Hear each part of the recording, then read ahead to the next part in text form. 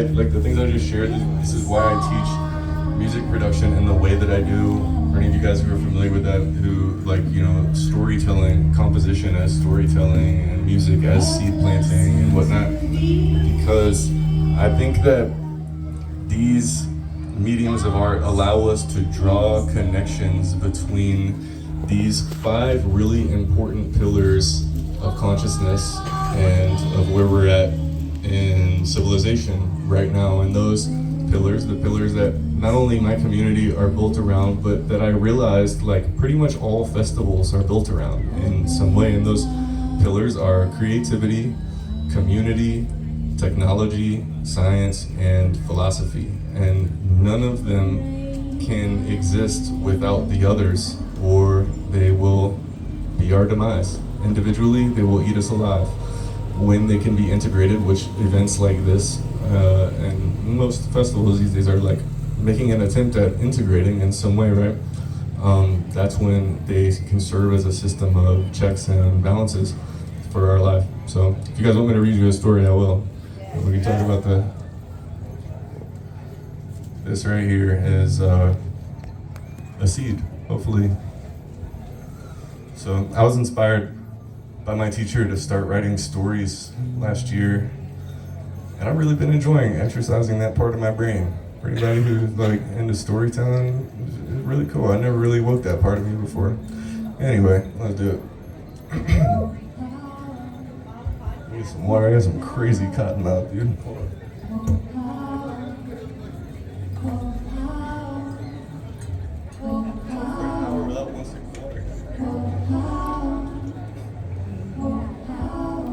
Okay, let us see here.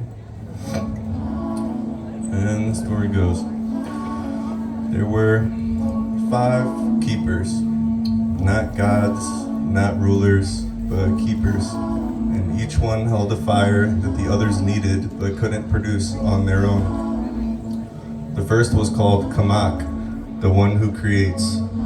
Kamak could pull things from nothing, music, structures, entire worlds. Kamak looked at emptiness and saw a raw material. Where others experienced a void, Kamak experienced a canvas. This is a gift, and also, if left unchecked, can be a disease. Because Kamak alone created endlessly, but never asked who it was for. Never asked whether it should exist. Never stopped long enough to see if the thing being made was medicine or poison. Kamak alone is the artist locked in a room, prolific and increasingly disconnected, brilliant and completely lost. We have all met this person, and some of us have been this person, because creativity without a container is just output. The second keeper was called Ayu, community in Quechua. Ayu was the connector, the one who gathered people, built trust, made the individual feel held by something larger. Ayu understood that no one transforms alone and that the deepest work requires witness. But Ayu alone becomes something dangerous, a group with no direction, belonging for belonging's sake, the warmth of a circle without the fire in the center. Ayu alone is the community that feels amazing but never actually produces anything. Everybody just validates each other. No one challenges anyone. It feels like growth, but it's just comfort wearing a costume. We've all been in these rooms as well. Community without creation is a support group that never gets to the work. The third keeper was Yake, knowledge, science. Yake measured everything, tested everything. Yake wanted to understand how cymatics worked and why certain frequencies affect the nervous system, what's actually happening in the brain when music moves you. Yake took the mystical and made it measurable, and that is a sacred job. It turns intuition into something that you can teach, repeat, and build on. But Yake alone becomes the person who can explain exactly how a sunset works and has completely lost the ability to feel one. Yake alone reduces everything to mechanism. If it can't be measured, it doesn't exist. If it can't be replicated, it's not real. Yake alone looks at ceremony and sees the placebo effect. Looks at creative breakthrough and sees dopamine technically correct and completely missing the fucking point. Science without wonder is just accounting. The fourth keeper was Pachacamac, the one who animates the world, the keeper of technology and tools. Pachacamac could build anything, systems, instruments, machines that amplified human capability 1,000-fold. AI, the internet. Pachacamac is the reason one person in a bedroom can now make music that rivals what used to require full studio and orchestra in a building. But Pachacamac alone is the most dangerous of the five. Because Pachacamac asks, can we, and never asks, should we. Pachacamac will hand you a tool so powerful it can reshape reality and will not once ask you what you plan to reshape it into. Pachacamac alone is the algorithm that optimizes engagement and doesn't care that that means addiction. The AI that can generate 1,000 songs a minute and doesn't care that it's replacing the very process that makes music meaningful. Technology without wisdom is a weapon pretending to be a gift. This is the question of our era, straight up. Just because we can, should we? And the answer is never going to come from technology itself. The fifth keeper was called Hamutai, the one who reflects philosophy, the meaning maker. Hamutai is the one who sits with all of it and asks, why? What does this mean? What are we actually doing here? Hamutai is the one who notices the hidden parallels between traditions separated by thousands of miles and thousands of years. The one who sees that the mystics and the physicists keep arriving at the same conclusions from opposite directions and finds that interesting rather than threatening.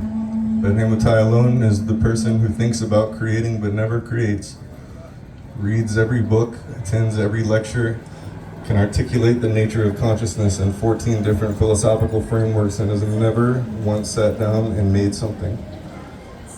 Hamutai alone is all map and no territory. A beautifully articulated paralysis. Philosophy without action is just a really interesting conversation that changes nothing. So there they are, 5 keepers, 5 fires, and separately, each one eventually burns the person carrying it. The story goes that they tried working alone for a long time, and each one built something impressive that eventually collapsed under its own weight. Kamak created worlds that no one inhabited. Ayu built circles that never made anything. Yake built explanations that no one felt. Pachacamac built tools that no one could control, and Hamutai built frameworks that no one applied. It was really just a bunch of impressive wreckage. And the story says they came together because they each independently hit a wall that their own fire couldn't burn through. Kamak needed Ayu to tell them who the creation was for, to put faces and real human need in front of the endless output. Kamak needed Yake to understand why certain frequencies hit different, not to kill the magic, but to make it teachable, repeatable, and shareable, to turn a happy accident into a method. Kamak needed Pachacamac for the tools, obviously, but Kamak also needed Hamutai to ask whether the thing being created actually meant something, or was just technically impressive noise. And every one of those relationships runs in reverse too. Yake needs Kamak because the most important scientific insights have always started as creative leaps, as intuitions that were later proven. The measurement comes second, that reach has come first always. Pachacamac needs Hamutai like oxygen. The tool builder needs the philosopher sitting right next to them saying, okay, but what is this for? Who does this serve, and what happens when it scales? Ayu needs Kamak because community without a creative center becomes stagnant. And Kamak needs Ayu because creativity without community becomes ego. That's the polarity. And Hamutai, the philosopher, needs all 4 of the others because meaning that doesn't get created, shared, tested, and built into something real is just a thought. And thought alone has never changed a single thing in the material world, not once.